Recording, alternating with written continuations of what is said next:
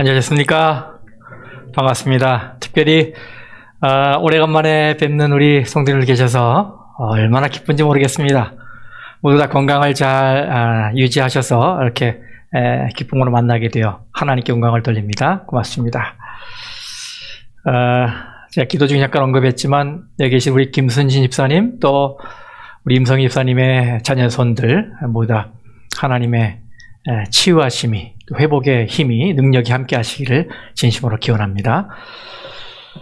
오늘 여러분 모두에게 하늘의 평화가 임하기를 주님의 이름으로 축원합니다. 오늘은 자유로우십니까? 라는 제목으로 함께 말씀의 은혜를 나누겠습니다. 워싱턴에 가시면요, 그 링컨 기념관 앞에 한국전 참전용사 기념공원이 있습니다. 입구에서부터 이 바닥 가장자리에 한국 전쟁에 참전했던 나라들의 이름이 알파벳 순으로 쭉 기록이 되어 있고요. 그리고 옆에는 이렇게 판초위를 입고 지친 표정으로 걸어가는 미군 병사 19명의 조형물이 있어요. 이들의 모습은 그 옆에 세워져 있는 이 검은 황암벽에 그대로 비춰집니다. 그래서 벽에 비친 병사와 동상으로 서 있는 병사 모두를 합치면 38명이 되는데 이것은 한국의 38선을 형상화한 것이라고 말합니다. 그리고 그 벽의 끝에 가보면 Freedom is not free 라고 새겨진 문구가 있어요. 자유는 공짜가 아니다. 자유는 거저 얻으시는 것이 아니다. 이런 뜻이지요. 그렇습니다. 우리가 누리는 자유가 바로 참전용사들의 사망, 실종, 포로, 부상이라는 엄청난 대가를 치르고 지키는 것이라는 걸 알고 있어요. 그래서 자유는 공짜가 아닌 거예요. 며칠 전 우리는 6.25 전쟁 71주년을 보냈어요. 통계를 보니까 그때 우리나라 국군 60만 명 이상이 사망, 부상, 실종됐더라고요. 굉장한 아픔이죠. 또 내일은 이 미국의 Independence Day, 독립기념일이에요. 이 미국은 대영 제국으로부터 독립을 쟁취하고 자유를 얻기까지 많은 희생을 치렀습니다. 그래서 거듭 우리가 확인하는 건데요. 자유는 결코 공짜 혹은 거저 얻어지는 것이 아닙니다. 이 인류의 자유 역사에 언제나 희생이 있었듯이 우리를 죄에서 구원하기 위해 우리 주님은 십자가에서 보혈을 흘리셨습니다. 우리에게 자유를 주시기 위해서 생명을 바치신 거예요. 그러므로 오늘 우리가 누리는 이 심령 깊은 곳에 자리 잡은 이 자유가 우리 주님의 생명과 맞바꿔진 것임을 잊어서는 안 될 것입니다. 저는 오늘 이 시즌에 맞춰서 우리에게 자유를 주기 위해 우리 주님이 치르신 희생을 감사하면서 우리가 받은 자유의 의미를 되새기길 바라요. 그리고 어떻게 해야 진정 자유인으로 살 수 있는지를 생각해 보려 합니다. 그러면서 여러분에게 질문을 드리겠습니다. 여러분은 자유로우십니까? 자유로우세요? 사도 바울은 갈라디아서 5장 1절에서 이렇게 말했습니다. 그리스도께서 우리를 자유롭게 하려고 자유를 주셨으니 그러므로 굳건하게 서서 다시는 종의 멍에를 매지 말라. 주님께서 이미 우리에게 자유를 주셨는데 다시 또 뭔가 죄의 종이 되기 위해서 글로 되돌아가는 일을 하지 말라. 죄의 멍에를 매지 말라. 이렇게 권면하시는 거예요. 저는 이 말씀을 이 시간에 여러분 자신들이 자신에게 적용하시길 바라요. 나는 마치 멍에를 매듯 늘 뭔가를 해야 한다는 부담 속에서, 압박감 속에서 살아가고 있는가?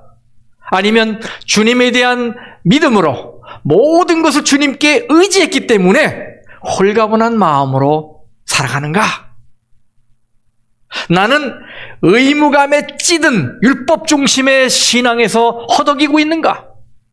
아니면 자원함과 선택에 의해 순종의 삶을 살며 기쁨을 만끽하고 있는가? 나는 세상과 육신과 죄의 유혹에 얽매여 있는가? 아니면 주님 안에서 자유를 누리고 있는가?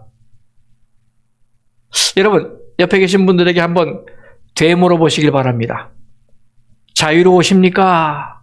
한번 되물어 보세요. 자유로우십니까?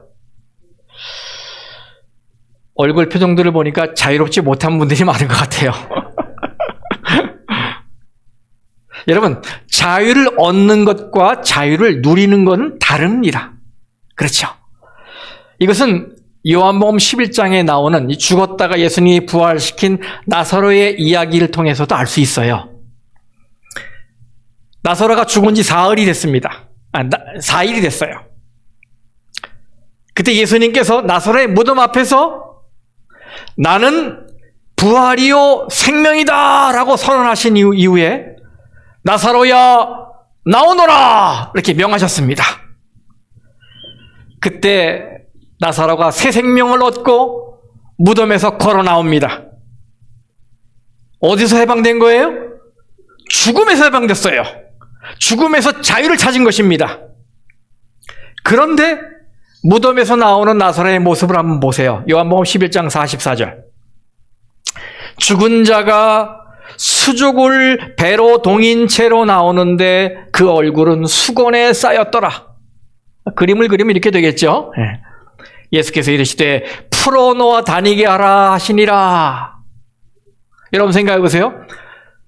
죽음에서 해방돼서 무덤에서 나오는데 여전히 손과 발 그리고 얼굴은 천과 수건으로 쌓여 있었어요. 장례를 치를 때 모습 그대로였다는 말입니다. 이 순간 나사로는 죽음에서 해방돼서 자유를 얻은 것은 맞지만 아직도 자유를 누리지 못하는 것도 맞아요. 그렇죠? 새로운 생명을 얻고 나왔지만 아직도 그는 결박되어 있었어요. 그가 진정으로 자유를 누린 때는 언제냐? 바로 예수님이 사람들에게 그를 놓아 풀어 다니게 하라 라고 선언하셨을 때예요. 오늘 이것이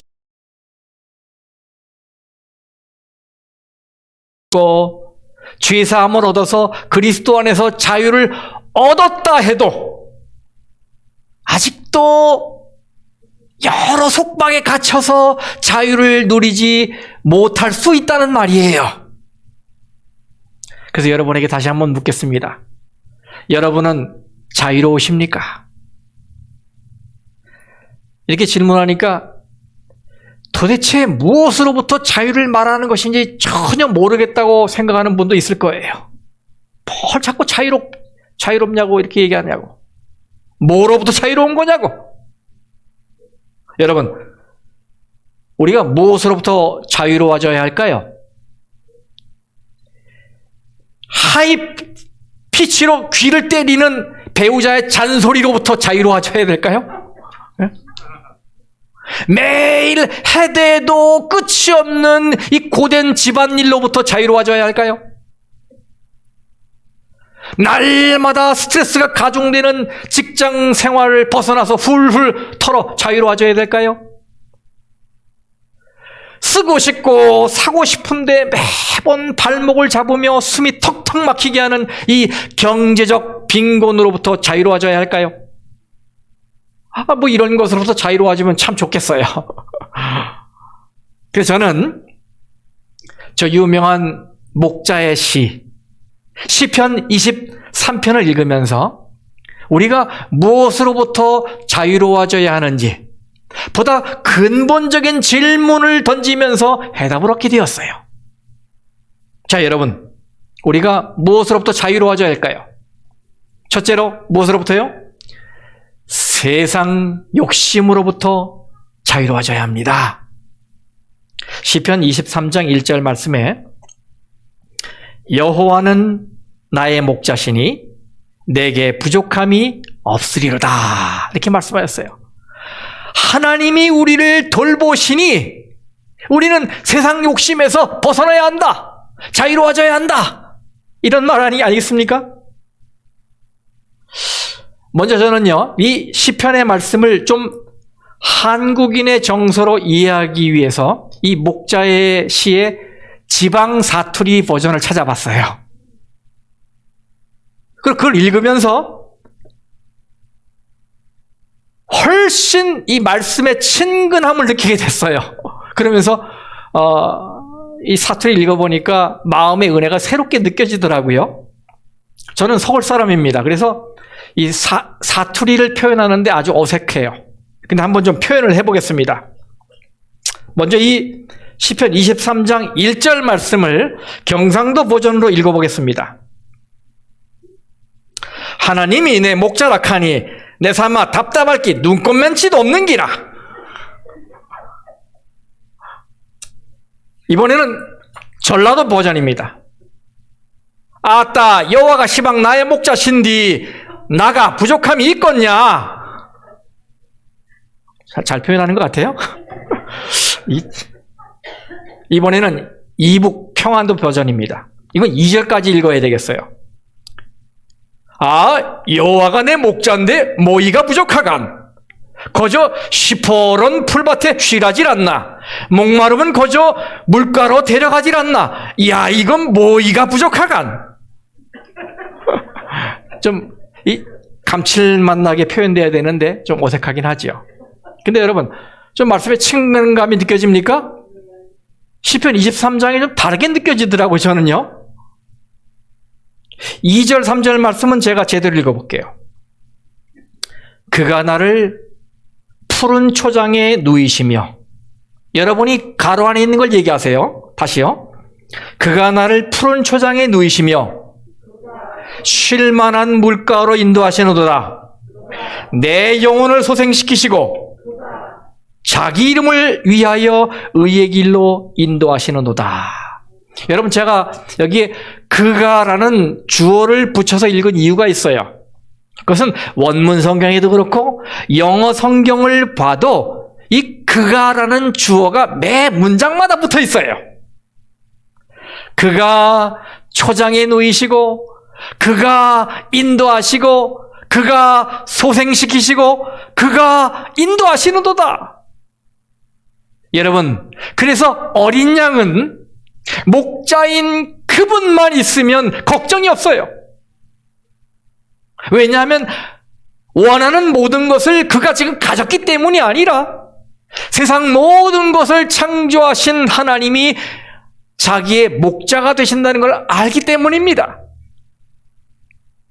그래서 부족한 것 투성이인 어린 양이 부족함이 전혀 없는 목자를 만난다는 건 축복 중에 축복이 아닐 수가 없는 겁니다. 만일 여러분이 이 시간에 하나님을 향해서 천지 만물을 말씀으로 창조하신 하나님, 바로 하나님이 내 인생의 목자가 되십니다 라고 고백하신다면 이 순간부터 하나님이 여러분의 인생을 책임져 주실 거예요. 여호와는 나의 목자시니 내게 부족함이 없으리로다. 성도 여러분, 주님이 책임지고 인도하신다는데 부족할 게 있겠습니까?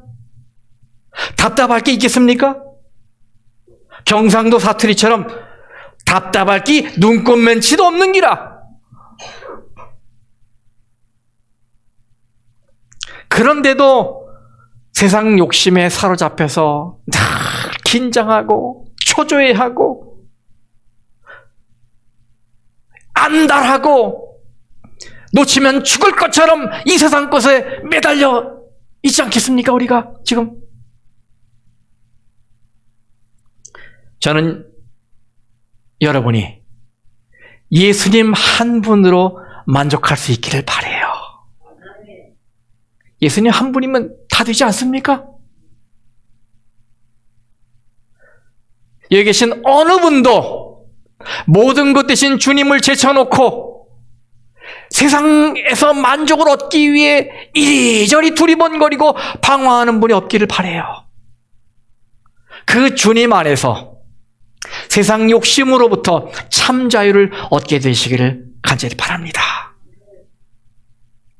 자, 두 번째로 우리는 한 걸음 더 나아가서 두려움으로부터 자유로워져야 합니다.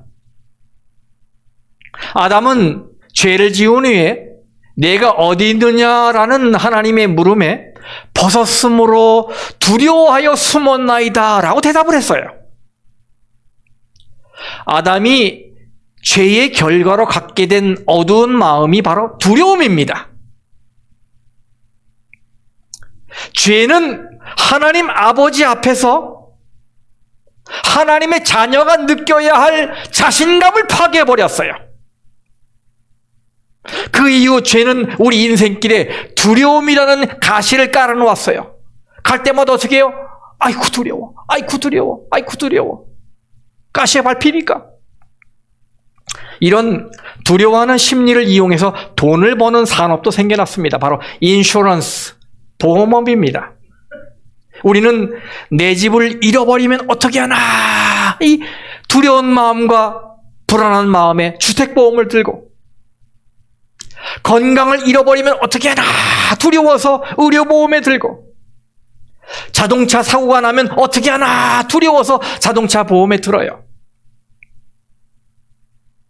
천지가 두려운 일뿐입니다. 애써 태어난 척 하는 것이지 마음속에는 많은 두려움으로 걱정하고 있어요. 그런데 여러분, 다윗이 어떤 고백을 합니까? 시편 23장 4절에 내가 사망의 음침한 골짜기로 다닐지라도 해를 두려워하지 않을 것은. 여러분, 목동이었던 다윗은 왜 목자가 양을 사망의 음침한 골짜기로 지나가게 하는지를 잘 알고 있어요. 왜요? 바로 양들에게 신선하고 새로운 풀과 물을 제공하기 위해서인 걸 다윗은 알고 있어요. 하지만 양의 입장에서 이 밸리, 계곡은 좁고 햇볕이 차단된 어두운 곳입니다. 가파르고 자갈투성이이기 때문에 걷기도 불편합니다. 자칫 잘못하면 한 길 낭떠러지로 떨어질 수도 있는 아주 위험한 곳이에요. 어쩌면 위에서 크고 작은 바위들이 굴러 떨어져 덮칠 수도 있습니다. 곧 위급한 상황이 펼쳐질 수도 있는 오금이 저린 두려운 곳이에요. 그런데 다윗은 그런 위험을 두려워하지 않는다고 말하고 있어요. 왜일까요? 자, 이유를 보세요. 23장 4절에 다시 내가 사망의 음침한 골짜기로 다닐지라도 해를 두려워하지 않을 것은, 다 같이 시작. 주께서 나와 함께 하심이라. 아멘. 여러분, 이거 하나면 충분하지 않습니까? 주께서 여러분과 함께 하십니다. 주님이 동행자로 계시니 든든하지 않습니까, 여러분? 우리는 무조건 주님의 음성과 인도만 주목하면 됩니다. 그래서 여러분, 이 인생길이 여러분 혼자가 아니에요. 주님이 동행하십니다. 주님이 여러분의 인생길에 함께 하세요. 그러니 여러분, 두려워할 것이 뭐가 있습니까? 불안해하고 걱정해야 할 것이 뭐가 있습니까? 저는 여러분 모두가 이 두려움으로부터 자유로워지시길 바라요. 그래서 사업이나 직장 일이 잘 풀리지 않고 내 뜻대로 되지 않더라도 두려워하지 마세요. 대신 주님이 알아서 먹여주신다는 것을 믿으시기 바랍니다. 비록 병상에 있다 해도 두려워하지 마세요. 그 위에 임하시는 하나님의 임재를 느끼며 그 순간에 감사하시길 바라요. 혹 병이 낫질 않아서 죽음이 임박한다 해도 두려워하지 마세요. 오히려 그것을 하나님이 나를 사랑하기에 베푼 귀한 섭리라고 받아들이고 오히려 그거로 끝이 아니라 부활과 영생의 소망을 주신 하나님을 붙드세요. 이런 두려운 일들에서 자유를 누리라고 우리 주님께서 우리에게 자유를 주신 것입니다. 그런데 여러분, 약속은 여기서 끝나질 않아요. 그 다음 말씀 읽어볼게요. 주의 지팡이와 막대기가 나를 안위하시나이다. 주께서 내 원수의 목전에서 내게 상을 차려주시고 기름을 내 머리에 부으셨으니 내 잔이 넘치나이다. 여기 지팡이와 막대기라고 하니까 어떤 분들은 노인을 떠올리기도 하고 어떤 분은 등산을 떠올리기도 하고 또 드물긴 하지만 어떤 분들은 때리는 도구로 생각하는 분도 있어요. 아마 그런 분들은 어릴 적에 많이 맞고 자란 분일 가능성이 있어요. 네, 이 지팡이와 막대기는 양들이 가야 할 방향을 지시해 주거나 다른 사나운 짐승들이 양들을 공격할 때 쫓아내는 무기로 사용되었어요. 그리고 여기서의 의미는 이 지팡이와 막대기는 바로 목자가 함께하고 있다는 것을 상징하는 것입니다. 여러분, 여러분의 인생길에 어떤 순간이 오더라도 여러분을 구원하기 위해서 만반의 준비를 갖추신 목자, 바로 그 주님이 계시다는 사실을 한순간도 잊지 마시길 바랍니다. 또 주님은 적들이 보는 앞에서 보란듯이 우리에게 풍성한 식탁을 차려주시고 우리의 잔을 넘치는 은혜로 채우십니다. 여기 예수님께서 이렇게 말씀하셨습니다. 요한복음 10장 10절에 내가 온 것은 양으로 생명을 얻게 하고 더 풍성히 얻게 하려는 것이라. 여러분 여기 주목해 보세요. 생명을 얻게 하고 해서 끝나도 감사한 일이에요. 그렇죠? 우리가 죽었는데 생명을 얻게 하겠다는 거예요. 얼마나 감사합니까? 여기서 끝나도 충분해. 그런데 거기서 끝나지 않고 보너스를 더해서 뭐라고 그러십니까? 그 생명을 더 풍성히 얻게 하려는 것이다. 여러분 이게 우리를 향하신 하나님의 마음이에요. 여러분이 자녀들에게 뭔가 줄 때 아까워갖고 내 걸 챙기고 그죠? 조금씩 찔끔찔끔 주십니까? 그러는 부모 저는 없다고 생각해요. 주고 또 주고 또 줘도 뭐예요? 더 못 줘서 어떻게 마음이 아프잖아요. 우리 하나 주더라도 좀 나 굶더라도 어떡합니까? 자식들 더 많이 먹이려고 더 주잖아요.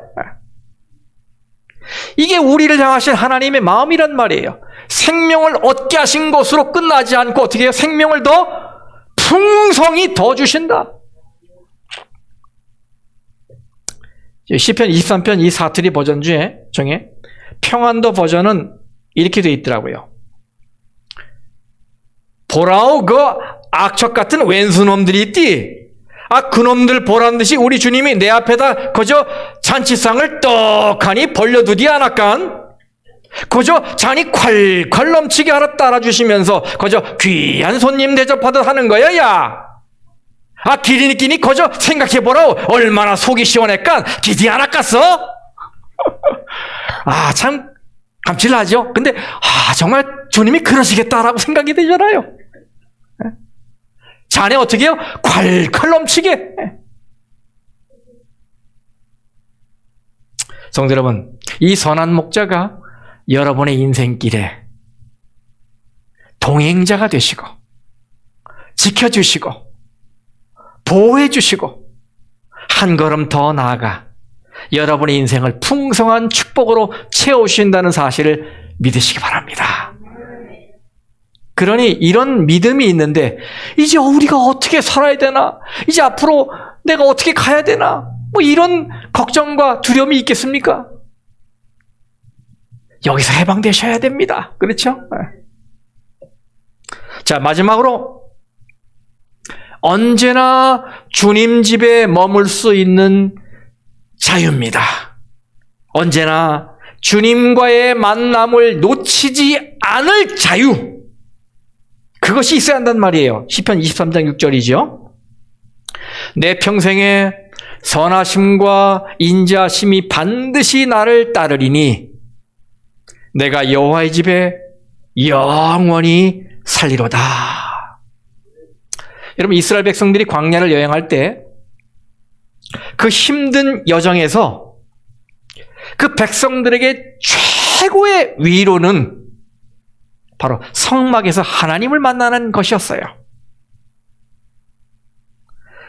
이스라엘 백성들은 광야를 여행하다가 한 장소에 멈추게 되면 제일 먼저 성막을 진영 한가운데 셋업해 놨습니다. 그런 다음에 그 주위에 자신들의 텐트를 쳤어요. 진영 한 복판에 하나님의 집을 짓고, 그리고 다들 그곳으로 모여서 하나님을 만났습니다. 바로 그곳에서 하나님의 음성을 듣고, 그곳에서 하나님으로부터 위로를 받고, 그곳에서 죄의 용서를 받고 축복을 받았어요.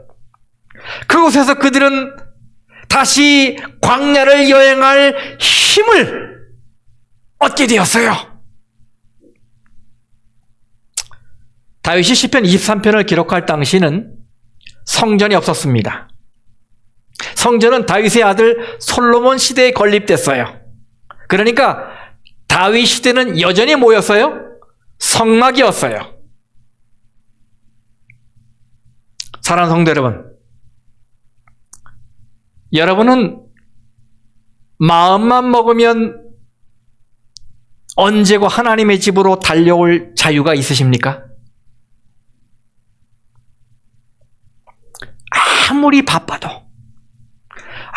아무리 재미있는 일이 있어도 하나님을 만나야 할 시간에 하나님의 집으로 달려올 자유가 있으십니까?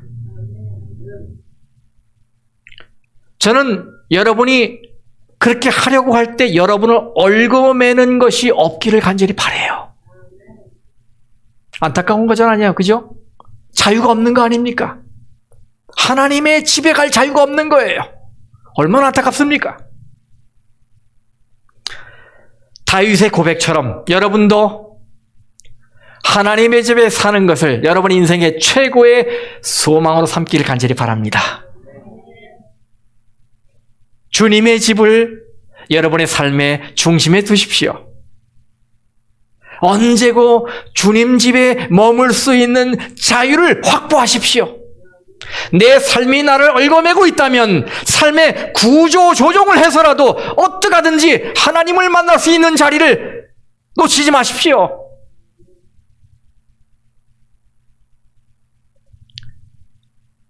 담배 피는 분들은 담배 안 피는 분들을 향해서 자유가 없다고 얘기를 해요. 난 담배도 필 수 있는데. 이 새장에 갇혀있는 새가 날아다니는 새를 보고 얘기하는 거랑 똑같죠, 그죠? 네. 나는 교회 나갈 수도 있고 안 나갈 수도 있다? 네. 이건 자유가 아니에요, 여러분. 네. 교회 나오는 게 자유예요. 이 영혼의 진정한 자유를 모르기 때문에 그런 소리 하는 거잖아요. 그렇죠? 네. 우리는 하나님을 만나야 합니다. 만나야 삽니다. 하나님을 만날 수 있는 기회를 놓치지 마시기 바랍니다. 세상사에 갇혀서 빠져나오지 못하는 안타까운 신자가 되지 마시고 언제든지 세상 짐을 내려놓고 하나님의 복을 받을 수 있는 하나님의 집으로 달려오시기를 간절히 바랍니다. 여기 증언의 말씀에 이런 말씀이 있어요. 가래법은 기별 3권 326쪽에 있는 말씀입니다. 주님께서 매 순간마다 그들을 도우시고 축복하시기를 바란다. 자유로워지라. Be free. 자유로워지라. 그렇다. 바로 지금 주님 안에서 Be free. 자유로워지라. 그대의 자유를 기뻐하라. 여러분, 자유를 얻게 되면 기뻐하게 되겠죠. 그죠? 독립했다고 다들 집에서 나와갖고 거리를 쏟아져 나가면서 어떡합니까? 만세를 부르잖아요. 성도 여러분, 주님 안에서 이런 기쁨이 있기를 간절히 바랍니다.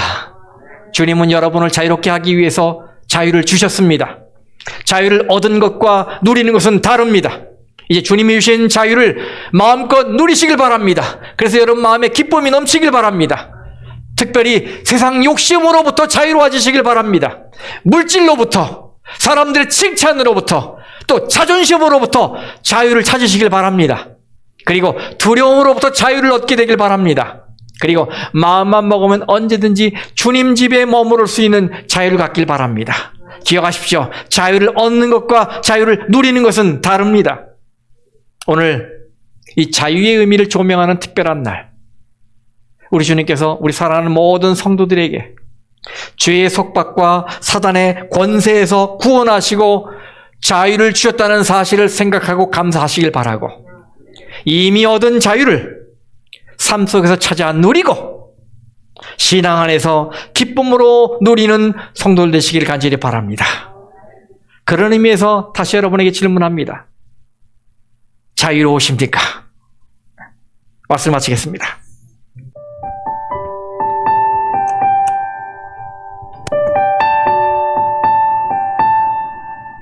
크게 얘기하세요.